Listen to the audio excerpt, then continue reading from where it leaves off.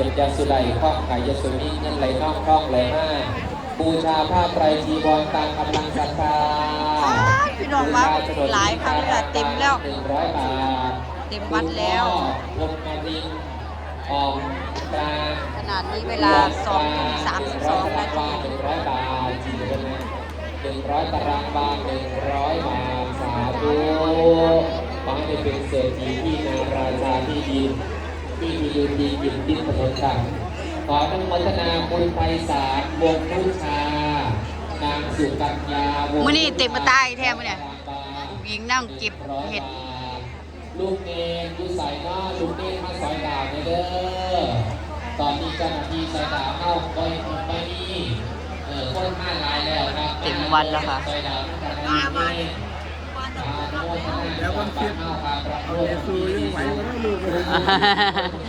ไหวอยู่จ้าเสร็จแล้วก็เฝ้ามาเลย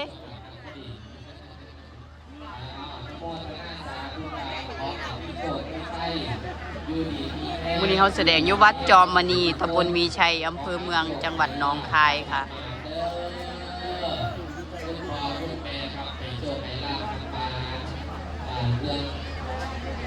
ใดกินสิ่งใดใดสิ่งนั้นคุณแม่พยอมจัดสูง100 ตารางวา100 บาทปัจจัยใส่ตู้เลยนะครับเอาปัจจัยใส่ตู้เลยมาเบิ่งหมอลักกันเลยมันสอนแจกเลยท่านบ้านในเบิ่งหมอลักกับเบิ่งนี่ว่าเอาไปเบิ่งดูเรื่องกันได้คนไหนที่เดินทางผ่านมาที่ประสงค์อยากจะชมมหรสพนะครับได้กรุณาได้ซื้อบัตรละ120 บาทอยู่ที่หน้าประตูโบสถ์นะครับแล้วไปเลยเดี๋ยวนางบัวพันนาวรีนาวในนางบัวพันนาวใน100 ตารางวา100 บาทสาธุขอให้โชคดีใจร่มเย็นมั่งมีสีสุขมาคุณแม่ยังมาเดินมาครับตรงนี้เลยนะครับตรงร่วมบริจาคนะครับมารวมบริจาคของเงางานมาเด้อคุณแม่เด้อมาบริจาคน้ำตาลและพี่น้องบังเงากับทุกคนทุกท่านที่มาร่วมเป็นบุญกุศลที่มาในค่ำคืนนี้ขอให้มีแต่ความสุขความเจริญทุกคนทุกท่านนะครับที่มาฟังหลอกฟังล่ำอยู่จังหวัดเชียงรายนะครับตกเชิญครับคุณธนาพรไขแสงจันทร์100 ตารางวา100 บาทเรียมตาไปคุณธนาพรไขแสงจันทร์มาเอาโฉนดที่ดินของท่านด้วยครับเอาโฉนดที่ดินไปด้วยบูชาผ้าไตรจีวรตามกำลังศรัทธาบูชาโฉนดที่ดินตารางวาละ1 บาทเด้อพี่น้องเด้อมีสิบตารางวา20 บาท50 ตารางวาม้วนค่ะสงกรานต์นี้ค่ะ100 บาทเกิดไม่น้องหญิงพบหมอหนาหันจอมานี่ล้วนแต่เป็นบุคคลที่มีความสุขความเจริญได้แล้วเด้อพี่น้องบ้านเฮาเด้อออกแล้วนะครับหม้อหุงข้าวสำหรับสลากการกุศลนะครับออกไปอีกแล้วหม้อหุงข้าว1 ใบอันนี้ก็คือวันนี้มันตื่นไว้ด้วยมั้ยขออนุโมทนาโฉนดที่ดินนี้เป็นของ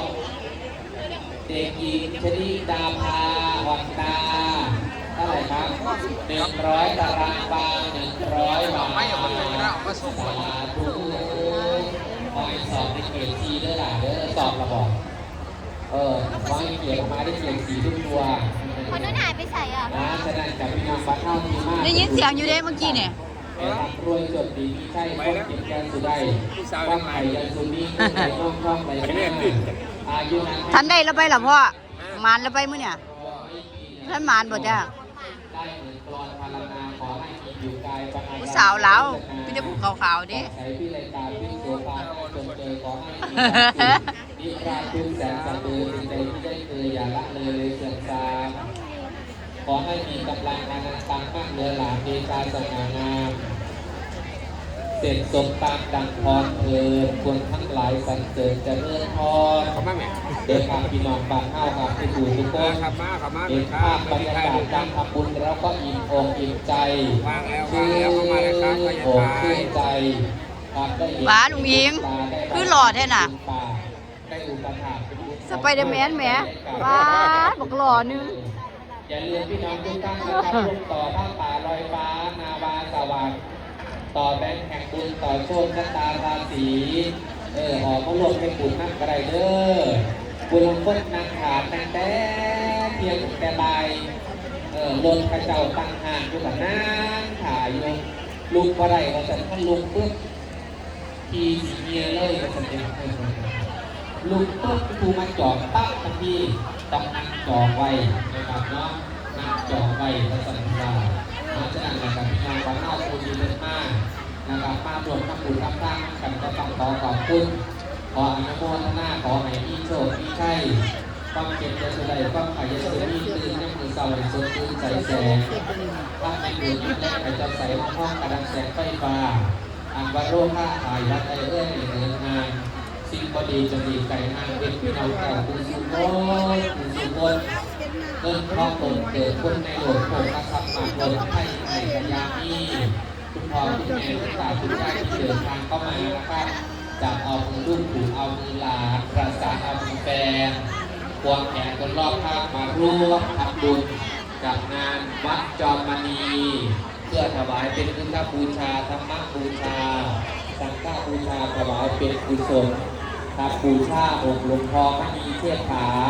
เป็นพระพุทธรูป วัดจอมมณีตำบลมีชัยบ่พ่อมื้อนี้ชมฟรีติน่ะชมฟรีบ่จ้ะโอ้บัตรติน่ะอ๋อเพิ่นอ้อมเข้าทางไหน สายช่างของวัน อ๋ออันนี้ปุ๊บเพิ่นอ้อมให้เข้าทางพุ่นได้ทั้งเดียวดิจ้ะป้าไม่ว่าไม่ชมฟรีได้จ้ะโอ้บัตร120 บาทค่ะมื้อนี้ ต่อพระพุทธศาสนามาทำรูปบำรุงพระพุทธศาสนาให้มีความเจริญรุ่งเรืองยิ่งขึ้นไปนะครับเป็นตัวมาสองปัญหาโลก กินยังบ่ ไว้วัน กินยังหัว กินอะไรไหม โลกกินกิเลสกลัวตัณหาพ่อบอกเอาละบอมีการอยาก แต่เลย ศีลาปาหน้าโลกแต่บอมีพอดีฉะนั้นแต่พี่น้องปาเข้าคนกับว่าเป็น เดี๋ยว แต่ว่าพ่อมาเบิ่ง 6 ชั่วโมงเต็มวันนี้ บัตรจอดวันนี้เล่าพี่ตะปูมาทำบุญคนละ100 บาทคนละ100 บาทกับพี่น้องแบ่งเศร้านี่แต่บอมีเลยพี่แบ่ง100แบ่งพันแบ่ง500นะครับเนาะ